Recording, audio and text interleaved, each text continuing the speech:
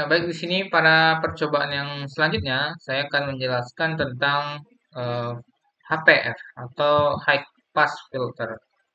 Di sini juga terbagi dua sama seperti LPF yang pertama tadi, terbagi berdasarkan desibel per dekade ya. Ini yang pertama itu 20 desibel per dekade dan yang kedua itu ada yang 40 desibel per dekade. Nah, perbedaannya apa? Perbedaannya eh, oh, ketika tegangan input AC ini diberikan, maka dia akan menghasilkan frekuensi yang besar dan frekuensi yang kecil. Nah, baik perbedaannya, frekuensi yang besar itu cenderung dilewatkan dan frekuensi yang kecil itu akan disalurkan ke ground.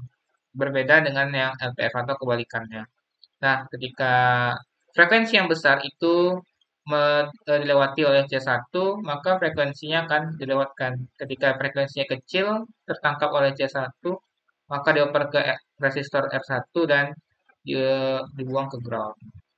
Nah, setelah masuk ke amplifier ini, maka dia akan mengeluarkan output. Nah, outputnya itu berupa frekuensi respon. Nah, kita lihat frekuensi responnya cukup curam namun tidak begitu tajam, tapi cenderung naik setiap waktunya. Nah, kalau kita lihat pada HPF, di sini HPF yang 40 desibel per dekade itu punya dua buah kapasitor dan dua buah kapasitor dan dua buah resistor.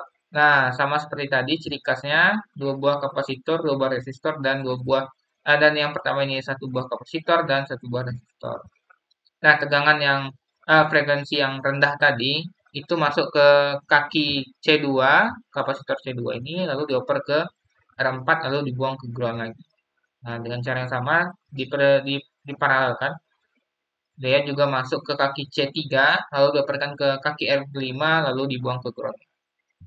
Hingga dia melewatkan frekuensi yang besar. Frekuensi yang besar tadi masuk ke dalam amplifier, lalu menghasilkan frekuensi respon pada outputnya. Nah, di sini kalau kita lihat dia cenderung lebih tajam kenaikannya eh, daripada HPF yang 20 desibel per dekade.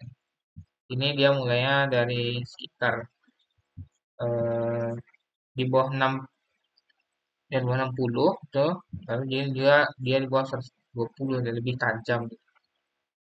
Ya.